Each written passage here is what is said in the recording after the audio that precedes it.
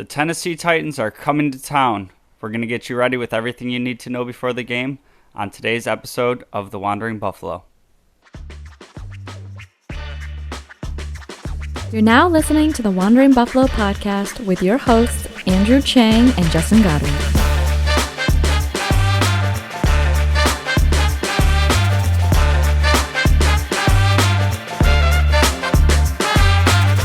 Bills Mafia. Welcome into another episode of the Wandering Buffalo podcast, a show on the Buffalo FAMBase podcast network. My name is Justin. I will be your host tonight, and we're going to get ready for the Tennessee Titans versus Buffalo Bills football game coming up. It's going to be on Monday night at 7:15. Very weird of the NFL, and not very Bills related, but having overlapping Monday night football games just seems kind of silly to me. But I will say I'm at least glad that we have the earlier of the two time slots, because I am an old man who really values his sleep. So it's looking like the weather on Monday night, currently calling for 80% chance of rain with scattered thunderstorms.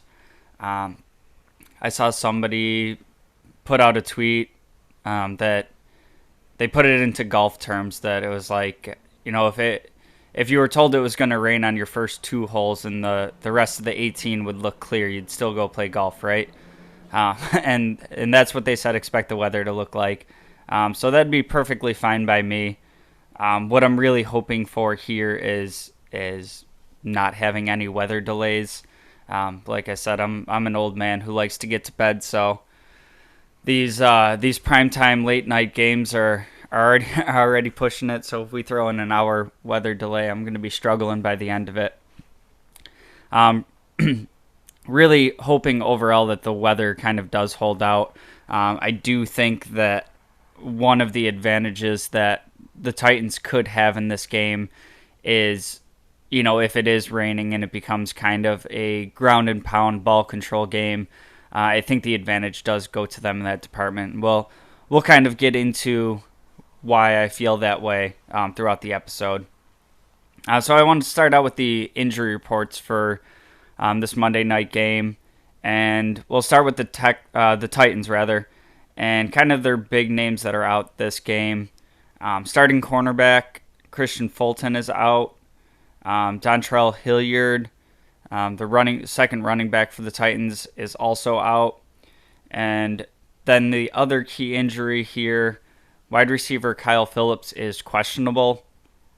So Kyle Phillips last week against the Giants led the team in yards receiving. He had 6 catches for 66 yards. So obviously, you know, it's kind of early in the season. I wouldn't really consider him, you know, like their number one option. But he did have an impact early in the season. So automatically, you know, looking at having to replace that production with what I feel isn't, you know, really the strongest receiving core in the league. Kristian Fulton might be the biggest injury for them on this list, going against, you know, a team that loves to throw the balls. Josh Allen, the receiving core that we have, how deep we go at receiver, and not that they're necessarily thin at cornerback, but kind of a similar situation to the Bills. They have some young guys back there, and going against a dude like Josh Allen, who's, you know, torching one of the best in the game last week in Jalen Ramsey. A really tough assignment for them if they have to, you know, be going into this depth. And then Dontrell Hilliard, I feel like this is kind of an underrated injury for the impact that it'll have on their team. You know, you're looking at it being RB2 on a team that has Derrick Henry. But we've seen a lot of contributions from Dontrell Hilliard, and in particular last week against the Giants, he had, you know, limited production running the ball. I believe it was 4 carries for 8 yards. But he does come in as like kind of the change of pace back, and he has the juice to be effective in the ground game. But where I really look to him to be helping this Titans team is out of the backfield catching the ball. he added 3 catches for 61 yards and 2 touchdowns against the Giants. So obviously, a player that can kind of switch up what they're doing a little bit and throw you a little curveball. Not going to be out there for them. On the Bills side of the ball, some concerning names here. Some that were kind of surprises to us and others that we knew about. So we have Dane Jackson listed as questionable with a knee. Ed Oliver is out with his ankle injury. Tim Settle listed as doubtful with a calf injury. And then a late addition to the injury report was Gabe Davis, questionable with an ankle. So I'm going to start out with Ed Oliver. I find his pretty easy designation of out to be a little confusing, maybe a little concerning. The way that it was kind of projected last week during the game was, he was out. He could come back in if he needed to. But with the game kind of going the way it was, it seemed like we weren't taking any extra chances with him. We were just going to, give him some time to rest up for the rest of the game, get right for the next week. And then at the end of the game, we see him in a walking boot, and obviously fast forward to now, and he's listed as out. So maybe there's something more serious going on that we don't really know about yet. Maybe this is just kind of, and I'll talk about this a lot throughout the season, the way this coaching staff kind of handles injuries, of not only protecting players for the players themselves, but also looking at like the bigger scope of the season of, hey, Ed, we're expecting big things from you this year. Like, it's week 2, man.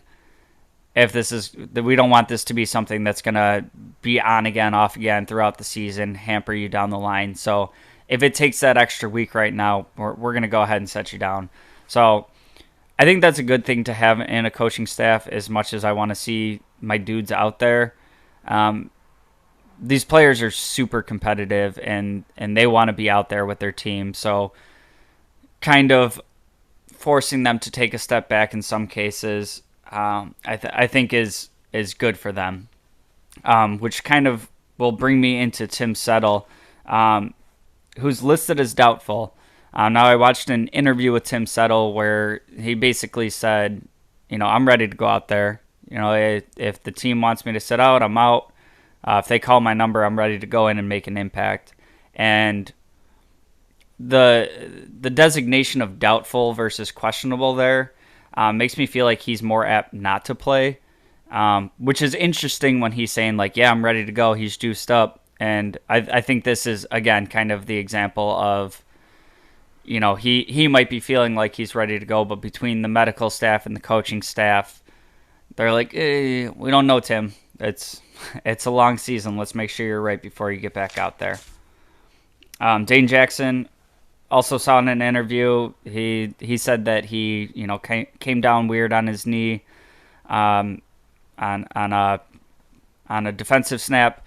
No tears, no rips, nothing like that. And he said it was kind of more precautionary that he was sitting out. And he said, oh yeah, for sure, I'll be out there.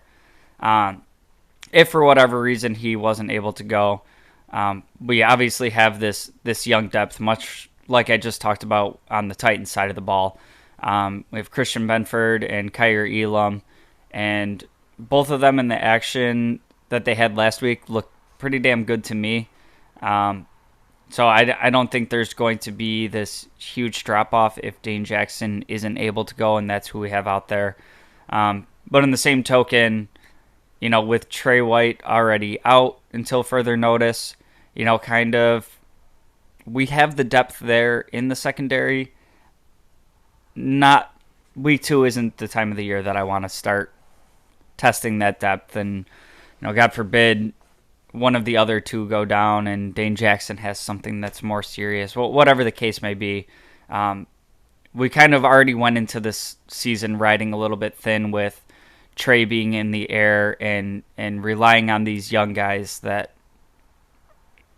it's going to get sketchy if we have to go past, another 1-2 guys. And then last but not least, Gabe Davis pops up on the injury report with an ankle, and I guess I don't know exactly how I feel about this. I feel like part of this coaching staff and the medical staff, I feel like they do like to play with the injury report a little bit, like we've seen from Belichick for so many years of like adding players with, minor things and, letting the other team try to figure out what exactly they're going to have to game plan for. My gut feeling is telling me that Gabe Davis is going to be out there. I feel like even if he, is a little nicked up, he's the type of player that's going to want to play through it. Kind of like one of the tough guy receivers. He's not going to let things slow him down like that. My pause on that is, in fact, how cautious this team is with injuries. And if he's not, pretty damn close to 100%, they may tell him to shut it down for the week. I love Gabe Davis. I want him to be out there. I don't want him to miss any games. I love what he brings to this team. He's got that physicality, the blocker, the dog mentality in a receiver, and I love him as a complement to Stefon Diggs on the other side. My prediction here is that Gabe Davis does suit up and kind of start the game, but that we also see Khalil Shakir get his first active game, whether it's one of the running backs going inactive, one of these defensive linemen that are a little banged up going inactive. I think we see Khalil Shakir suit up, and if it's the type of game with the Titans where it's kind of a dogfight and we just really need every guy out there, maybe we see Davis play the whole game. But if it's a game where we can get out in front a little bit, get a little bit lead, maybe it's time to, give Shakir an opportunity and kind of see what he's able to do within this offense. Make sure we're getting Gabe Davis right and healthy, so we're not playing with injuries throughout the season. So we're going to take a quick break. When we come back, I'm going to kind of talk about some of the key players on the Titans offense and defense, and then I'll wrap it up with what I have as my keys to coming away from this game with a victory over the Titans. Stick around. Hey, this is Bills Vader. Now back to the show. Welcome back in, and thank you again for joining me on this week's episode of the Wandering Buffalo podcast. If you've made it this far and you haven't done so already, please go ahead and subscribe to the channel. We have episodes coming out every Monday. With how many primetime games we have this season, obviously if you're listening to this on Monday, it kind of works out as a game preview. But we also want to be able to recap the game. So there may be some more additional content coming out. We're kind of figuring out the logistics of that and when we could make it happen. So keep an eye out for that. We don't want to miss any reactions to any of these Buffalo Bills wins because there's going to be a lot of them. So as I said before the break, we're going to get into it. We're going to kind of talk about the key pieces on both sides of the ball for the Titans. And honestly, the Titans were a team that 2-3 years ago, they were, in the AFC Championship game. They were knocking on the door of the Super Bowl, and I feel like they're one of the teams that kind of put it all together, and that was their pinnacle. That was as far as they were going with that team, and, kind of tried to reload and do it again, had less results, and now they're kind of moving in the direction of having to rebuild a little bit. Still a very talented roster, but kind of compared to the teams that we were seeing a couple of years ago, I feel like they're getting in a position where they kind of are trying to reload, maybe rebuild a little bit here, and we'll get into some of the reasons why I'm feeling that way. So at quarterback, we have Ryan Tannehill, and anybody out there who's a Bills fan, we know Ryan Tannehill, right? We've played him several times since he's joined the Titans. We saw him going all the way back to Miami. We know who Ryan Tannehill is. He's I guess, average to pretty good quarterback in this league. He does have some athletic traits, so if you give him opportunities, he can beat you with his legs, but we're not talking a Lamar Jackson, a Josh Allen, just kind of a guy that can get it done if given the opportunity. You may see some RPO stuff in the red zone where everybody's keyed in on Derrick Henry, and Tannehill can pull off a little naked bootleg and skirt into the end zone, little 10-yard run. He's definitely had some success with the Titans. I feel like a lot of that success came a couple of years ago when he had Arthur Smith as his offensive coordinator. You had A.J. Brown, Jonnu Smith. Some of these pieces that I'm talking about kind of going away as they're kind of moving in this direction of having to retool. And obviously we see A.J. Brown get traded as a draft night trade. They end up drafting Treylon Burks. We saw Jonnu Smith head over to the Patriots last year. Arthur Smith took a head coaching job. And, it's not to say Tannehill had, a bad year last year. It just wasn't quite the same success. And to me, when you look at it through the lens of kind of the retooling, it makes sense to me that, you ship A.J. Brown out. Despite how talented he was, needing to get him a new monster contract in what those contracts are costing with receivers right now. You draft a quarterback in Malik Willis, and you're kind of looking like you're turning that page towards the future. It kind of made sense to me to get some capital for A.J. Brown and use that as, I guess, his kind of replacement going forward. All that being said, and kind of looking like they're getting ready to go in the new direction with Malik Willis, either sometime later this year into next year. Week 1 and a loss to the Giants, Tannehill didn't have a bad game. I mean, he was 20 for 33, 266 yards, 2 touchdowns, passer rating of 106. That's really not bad for him, and was clean with the ball, and that's kind of the game that we've come to expect from Tannehill. He'll give you, kind of that baseline, and it's kind of up to the pieces around him to kind of seal the victory. So we'll see what we get out of him this week. Obviously drawing a tough assignment against this Bills defense that revamped front four. The biggest piece to this Titans offense is the guy, King Henry, back there. And Derrick Henry is an absolute beast.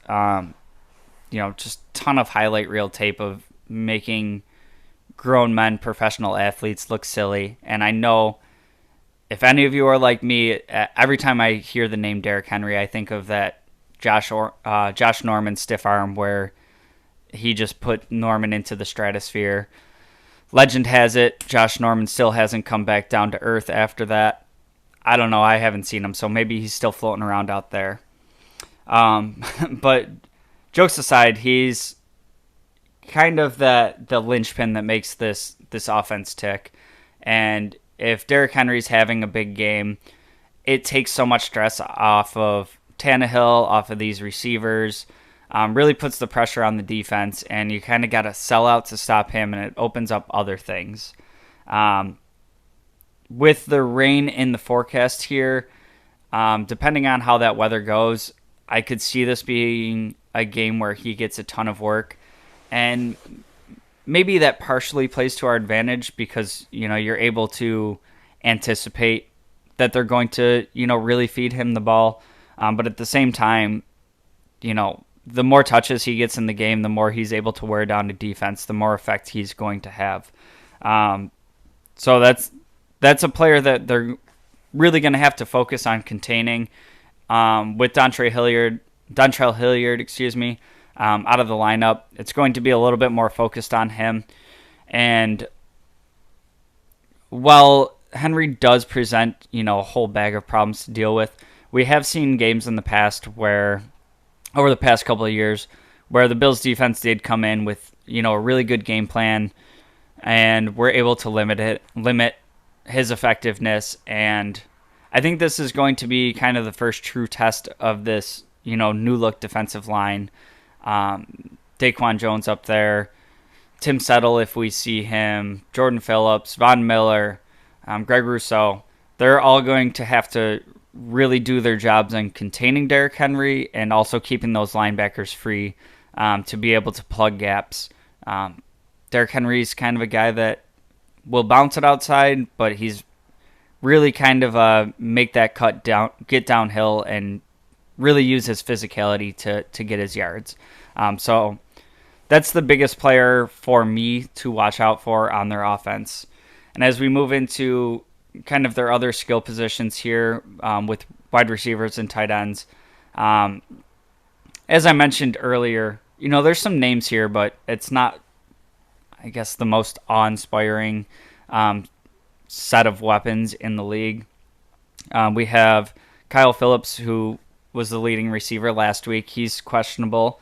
Robert Woods, the rookie Treylon Burks, Nick Westbrook Ikini, not positive I'm saying that right, Cody Hollister, and then your tight ends are going to be Jeff Swaim and Austin Hooper. And Robert Woods is kind of I guess I would put him as the highlight of this group for me. Treylon Burks certainly has the potential to, kind of break out and be one of those dudes in the NFL.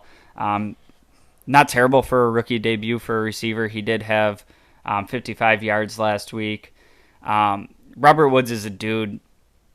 Again, we know him from his time in Buffalo. He's a player that I absolutely loved, and somebody that, as this offense has evolved, I always like to kind of picture what Robert Woods would have looked like in this offense. I love his play style. He's not afraid to block. He's got the physicality to him. He's got, the speed, the twitchiness. He's just kind of like an all-around receiver. I see shades of Robert Woods and Gabe Davis, and I think that's part of what I love about him so much. And then some of these other guys, they're NFL players. They're talented, just not really game-breaking talents as far as my opinion goes. So those top three, and Kyle Phillips, Robert Woods, and Treylon Burks.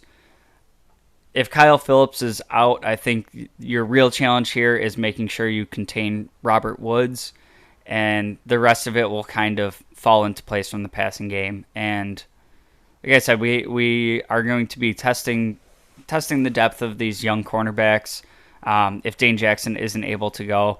But with Poyer and Hyde back there, I'm feeling pretty confident that we shut down this group of receivers. And then kind of the same thing with the tight ends, with Swaim and Austin Hooper. They're both dudes that have had some success in the NFL, but we're not talking, game-breaking tight ends like Darren Waller, Travis Kelce, even a Knox. They're kind of more reminiscent of the Buffalo Bills tight end past for me, where you'll get some production out of them, you'll get some plays. They can be effective blocking for the run game, but not somebody that's really striking fear into me offensively. And then the offensive line, the only person I'm really going to mention here is Taylor Luon. He's been a great player for a long time. He's going to draw the assignment of Von Miller primarily, and honestly, I watched the Giants and Titans game twice, just kind of trying to key in on different positions and where I feel like the matchups might line up. And it was week one. It's early in the season. Some guys are still shaking off some rust and getting used to the full contact game speed and everything like that. Didn't play a ton in the preseason, first real live action. But there was quite a few situations last week where Luon looked like he was kind of just getting beat, looking a little lost, which was surprising to me because I feel like he's been a very consistent player over his career. So I don't know if that was kind of like a one-game blip or if he's getting towards the tail end of it, but we're going to figure it out real soon because he's going to have number 40, lined up giving them trouble all game. So something to keep an eye on there. On the defensive side of the ball, they run a 3-4 defense. So you got the big guys up front. The big name in that front three for me is Jeffrey Simmons. We've seen a ton from him. We've seen him, wreck games. We've seen him, really, really hurt teams. And he's the type of player that has impacts all throughout the game. And we see last week against the Giants, right off the rip, he has 6 tackles for the team, 2 sacks, and a forced fumble. So this is a guy that's given us trouble in the past, and he's going to be somebody that we have to key in on to make sure he's not having, that impact up front. In the linebacking core, 2 guys I want to talk about here. Zach Cunningham plays one of the inside linebacker slots. I feel like he's been a very good linebacker in his career that's just kind of been overlooked, playing with the Houston Texans for most of his career, and consistently leading that team in tackles and consistently doing his job, but just having an entire dumpster fire going on around him. And seeing him move into a team like the Titans, I feel like he's really been able to expand on his role and play well. Now, I do personally feel like the Titans are kind of moving in that backwards direction, so maybe this is just something that he's going to see throughout his career, that he comes to a team that looks like they're on the ascent and then they decline real quick. But he's a guy I'm keeping my eye on. I think he's a very productive linebacker. And then at one of the outside linebackers, we have Bud Dupree. Saw him back in Pittsburgh, and between the 2019 and 2020 season, combined years, he almost had 20 sacks.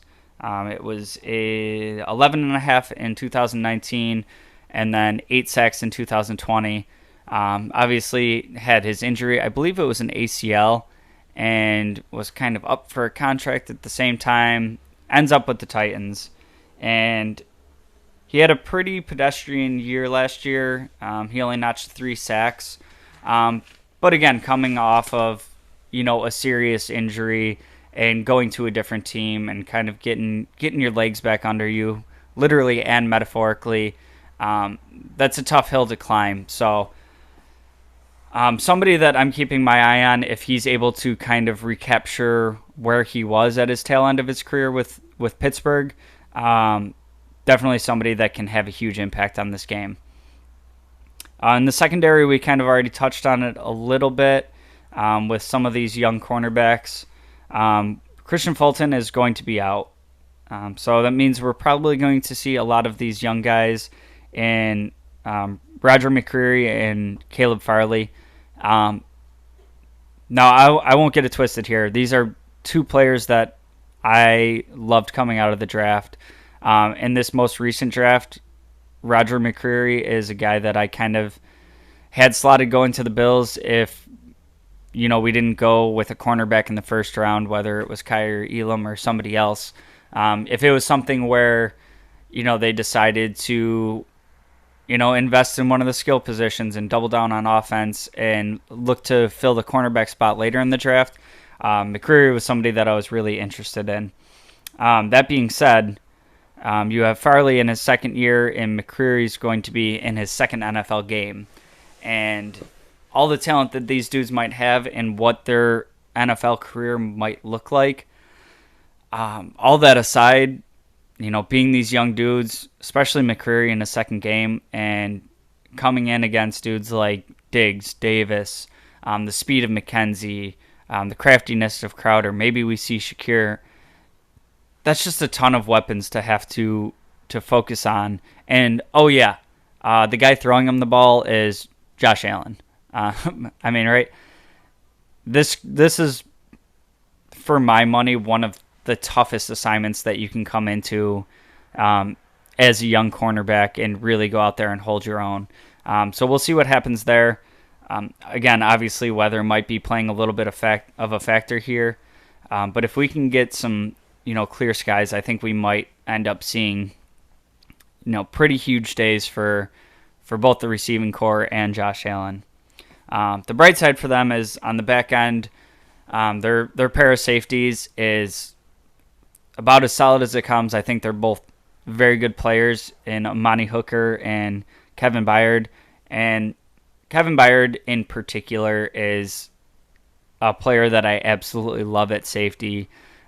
He's a ball hawk back there, a type of player that's not afraid to get dirty, get involved with the run game, come up and thump you, and being able to add the interceptions that he gets on top of that.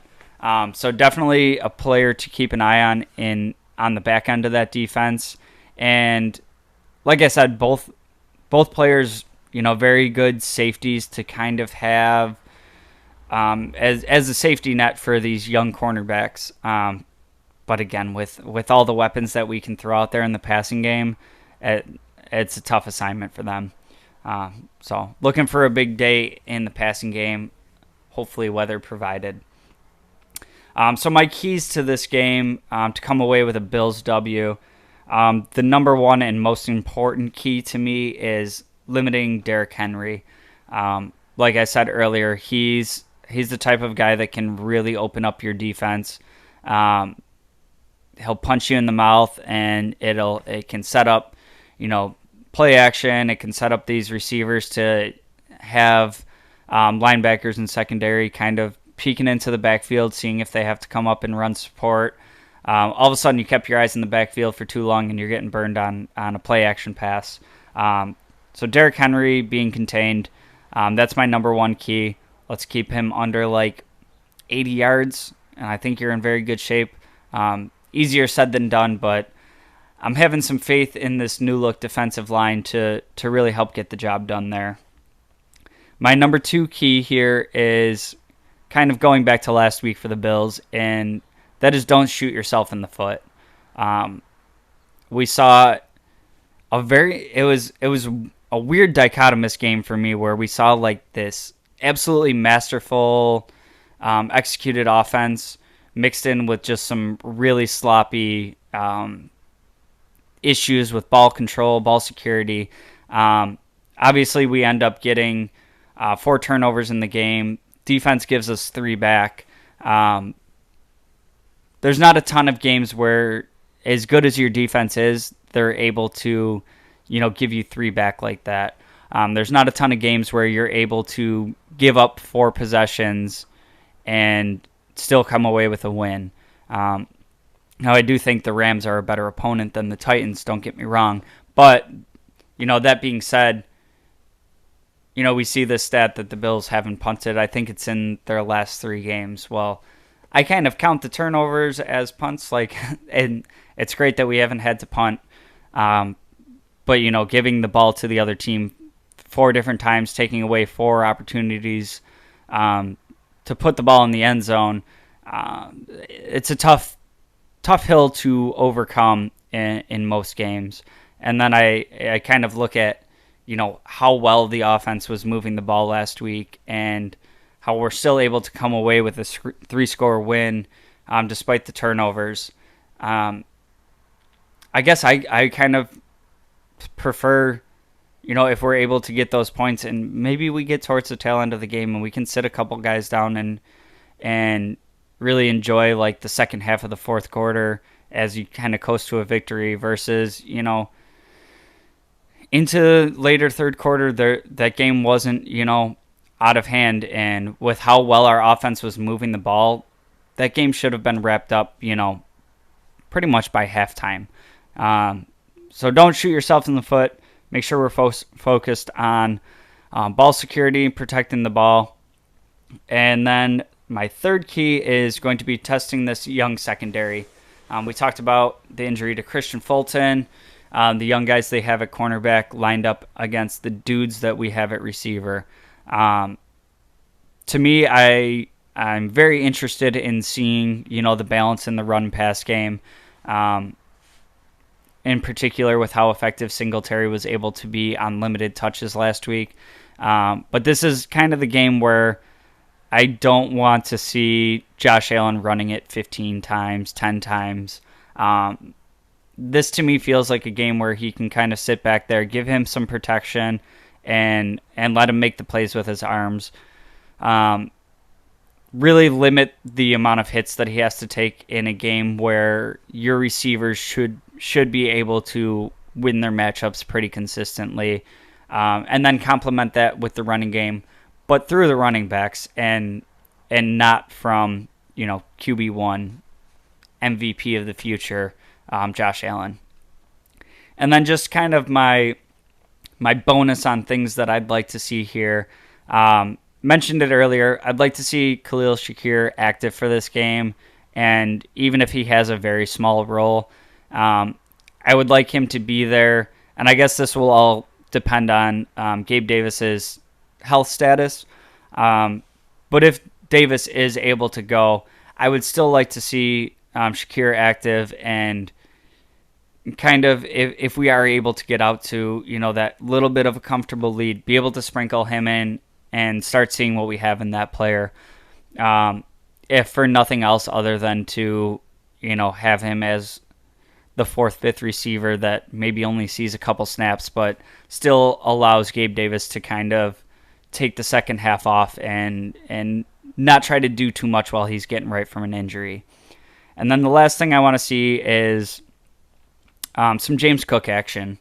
We talked about this on last week's show of the fumble that he had and how McDermott is very serious about his ball security, and especially for a young guy, if you lose the ball on a fumble, McDermott won't hesitate to sit you down. But this is something where I'd like to see kind of a quick bounce back, a quick vote of confidence in his direction that, like, last week was last week. We're going to get you in there, and I'd like to see him get, in the range of like 5 to 10 carries, maybe like 3-4 targets in the passing game.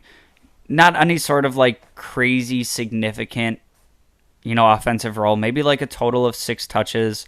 But just give him the opportunity to kind of get back in there, make up for, that mistake he had, and not let this fester too long.